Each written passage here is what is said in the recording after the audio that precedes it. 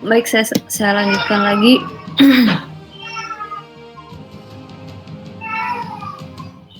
Oke. Nah, untuk material kaca pada eksterior bangunan itu memberikan kesan modern, ya. Nah, kemudian pastinya karena karakteristiknya yang transparan, material kaca ini bisa ditembus cahaya dan memberikan efek reflected atau pantulan. Nah, kemudian untuk material kaca sendiri dia pasti anti rayap ya dan anti pembusukan.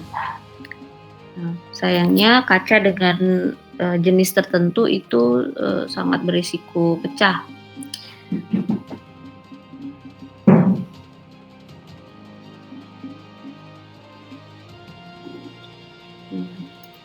Berikut ini adalah beberapa jenis kaca yang digunakan untuk material bangunan. Yang pertama itu adalah kaca tempered. Nah, kaca tempered ini adalah tipe kaca yang aman ya, karena kalau pecah itu nggak langsung berhamburan, jadi seperti ini. Dia kalau pecah masih retak-retak aja seperti ini ya. Nah, kaca tempered juga sering digunakan di interior bangunan. Nah, untuk kekuatannya sendiri, kaca ini lebih kuat 3-5 kali dibandingkan kaca yang biasa ya.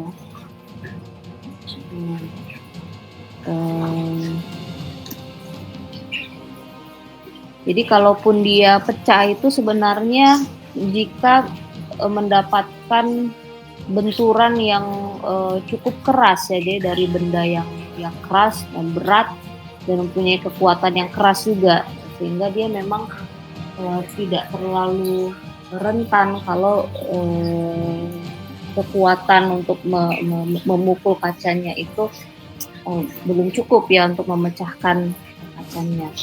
Nah, kenapa kaca ini disebut kaca yang lebih kuat 3-5 kali dibanding kaca biasa?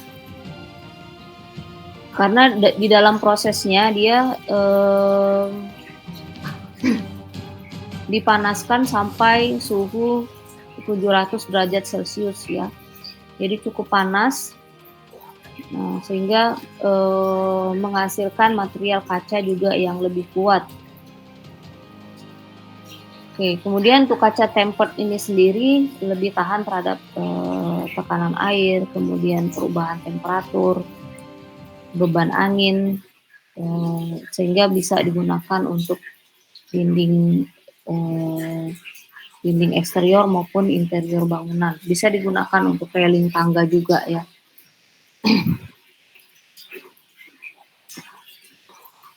Nah, kemudian yang berikutnya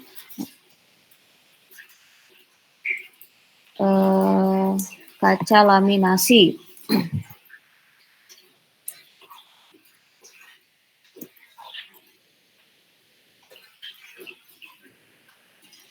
Oke, kaca laminasi ini sering digunakan untuk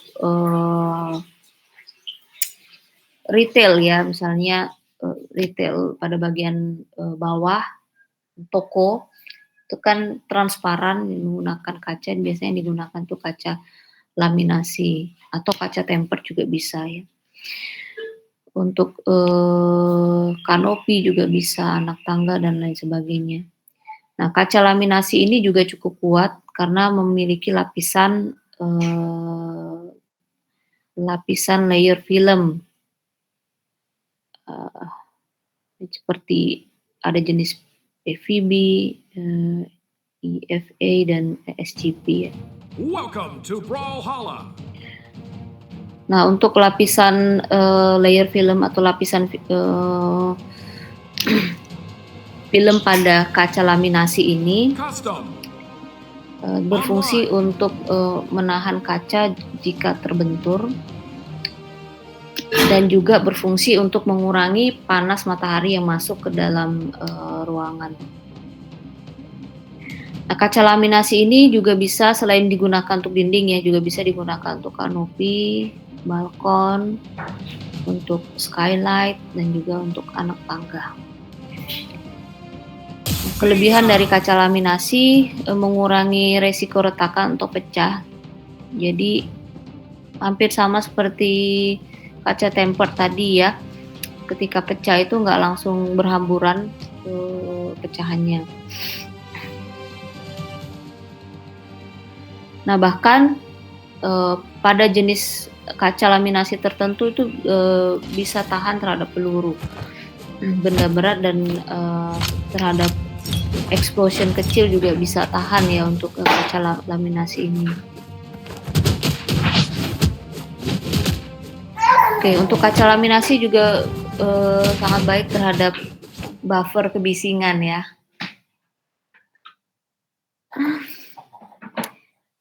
Nah, kemudian tadi juga udah saya sebutkan bisa mengurangi masuknya sinar ultraviolet ke dalam bangunan. Jadi diklaim untuk kaca laminasi ini bisa melindungi dari sinar ultraviolet sampai 99%. Nah, sehingga juga untuk panasnya tidak masuk ke dalam bangunan ya, panas sinar matahari, untuk panas matahari yang masuk melalui kaca laminasi ini. Nah, ini adalah perbandingan tadi ya, perbandingan ketika material kaca itu pecah, ini kaca yang biasa.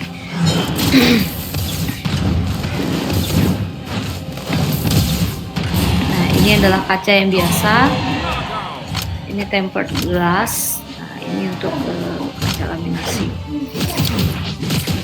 Yang paling berbahaya ini analytic glass atau kaca yang tidak mengalami proses laminasi dan proses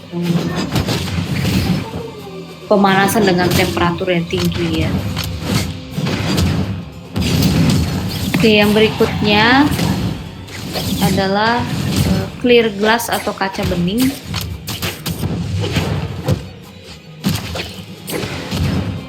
Jadi biasanya kaca ini digunakan untuk kebutuhan transparansi yang benar-benar jelas ya.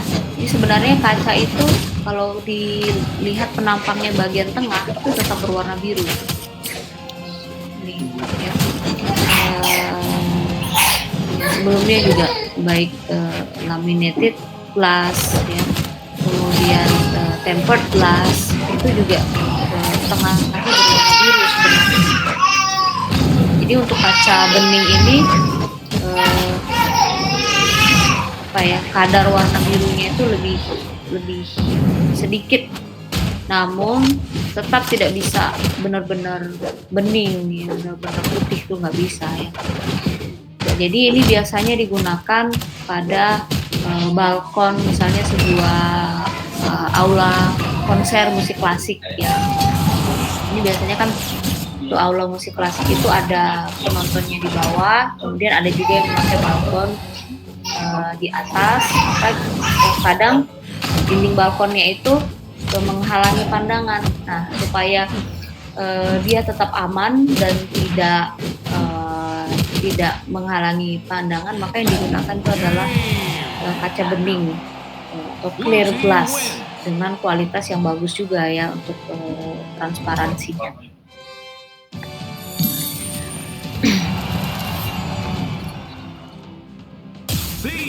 Nah, untuk kaca bening ini tidak dianjurkan untuk eksterior bangunan ya, karena sifatnya tidak mampu untuk menahan panas dan sinar matahari.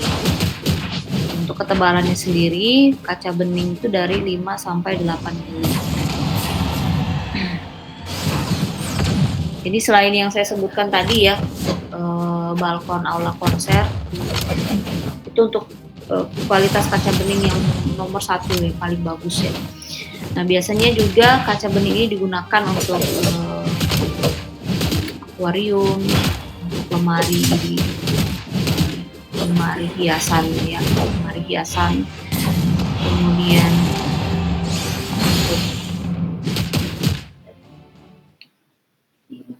untuk walk-in closet juga lemari yang transparan digunakan kaca bening. 3, 2, 1, brawl! Nah, kemudian yang berikutnya itu ada kaca es. Nah, kaca es ini biasanya digunakan pada interior bangunan untuk menghalangi visual ya. Misalnya ada ruang-ruang yang privasi. Ini contohnya di sebuah ruang kantor menggunakan partisi kaca buram atau kaca es seperti ini. Nah, selain partisi ruang-ruang kantor, bisa juga misalnya untuk shower ya. Shower digunakan kaca buram.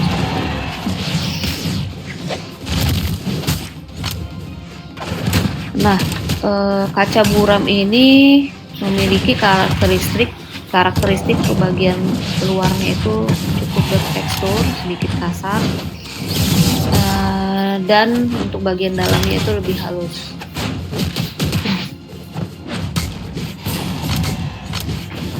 Jadi memang dia mempunyai keunggulan untuk melindungi ruang-ruang yang private dari visual ya, visual dari luar. Kemudian yang berikutnya ada jenis kaca reflektif.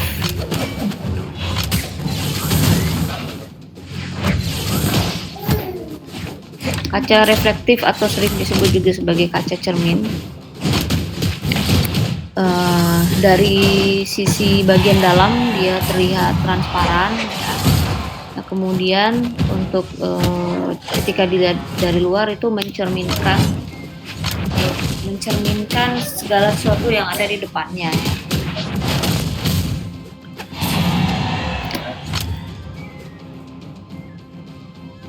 Oke. Ya. Untuk material pembentuknya, kaca ini dilapisi logam pada satu sisinya untuk meningkatkan refleksi panas dan cahaya. Nah, jenis kaca reflektif ini sendiri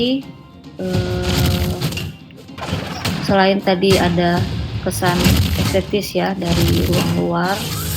Nah, jenis kaca ini juga bisa mengurangi panas dan silau di eksterior bangunan.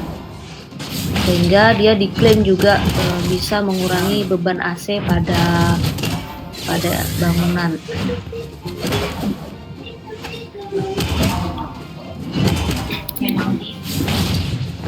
Oke. Ya, kemudian yang berikutnya ada jenis kaca Sunergy ya.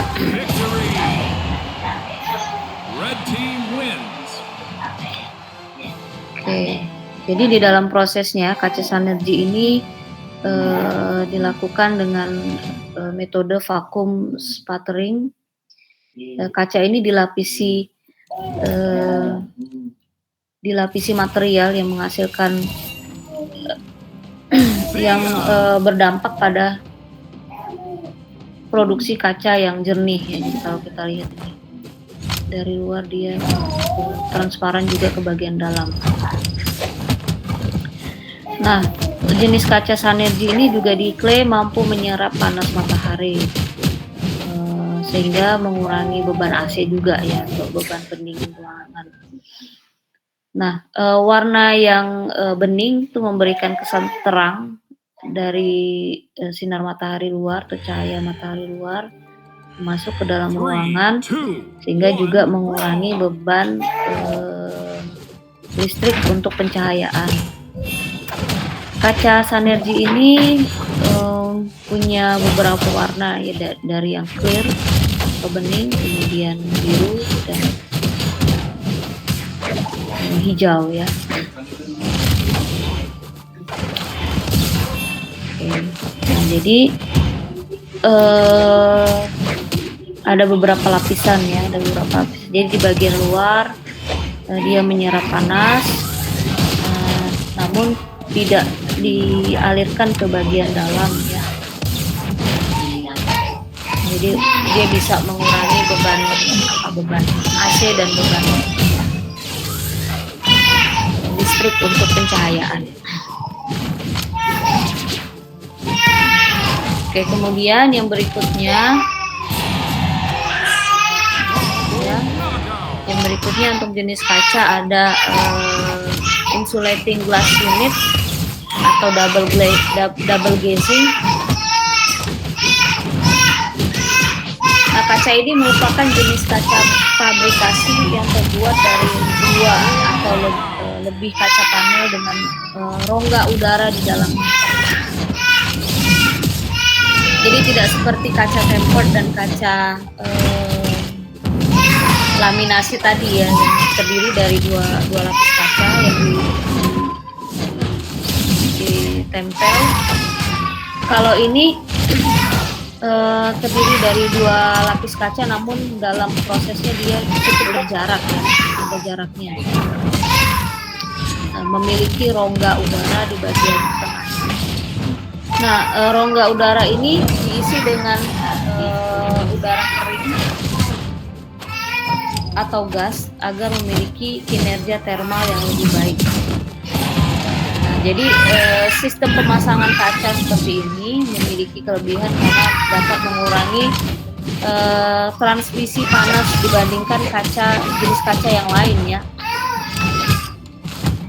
Nah, sehingga kelebihan dari kaca ini adalah lebih besar ya dayanya di dalam mengurangi panas dan mengurangi beban pendinginan.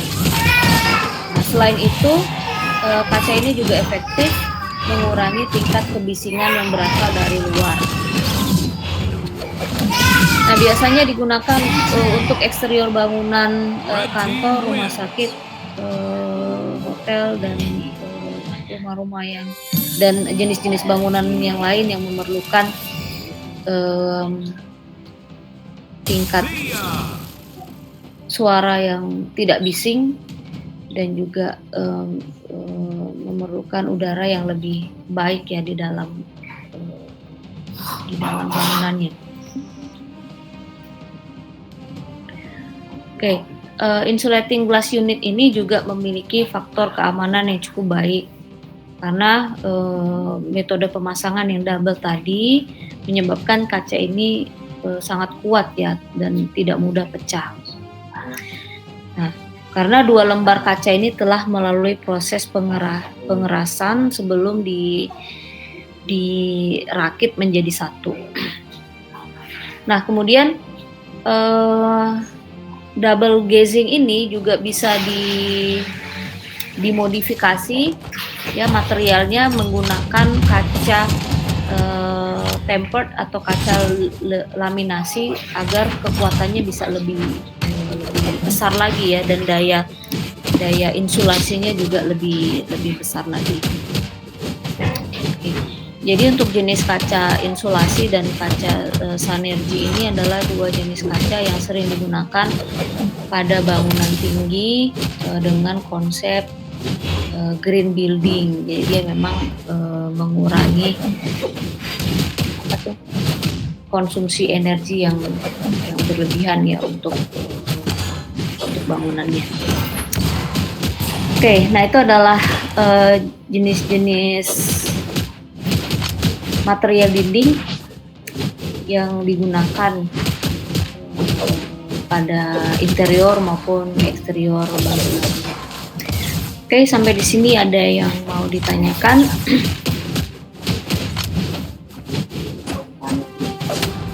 Ada yang mau ditanyakan?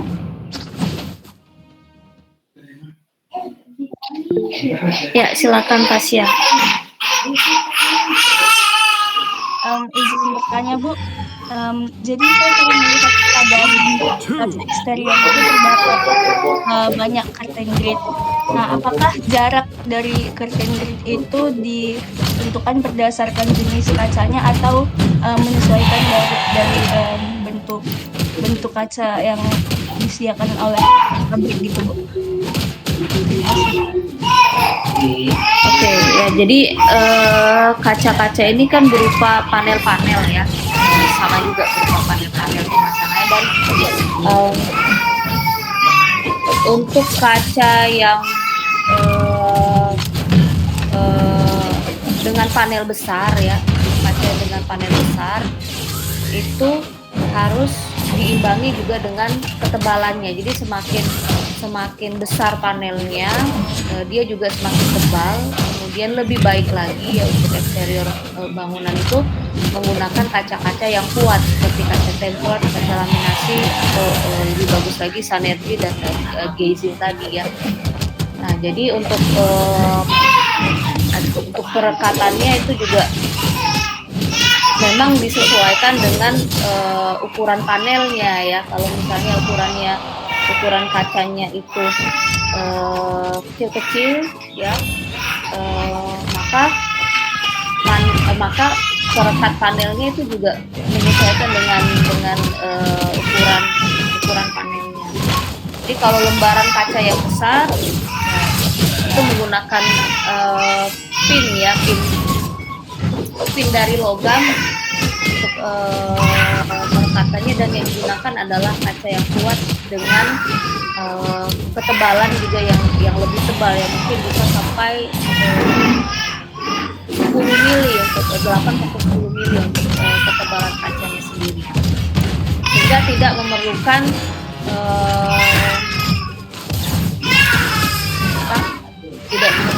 rangka atau pin logam yang lebih rapat ya.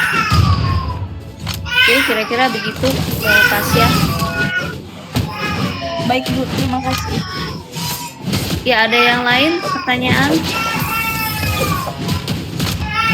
Ya, tidak ada lagi ya. Nah, untuk UTS minggu depan ya,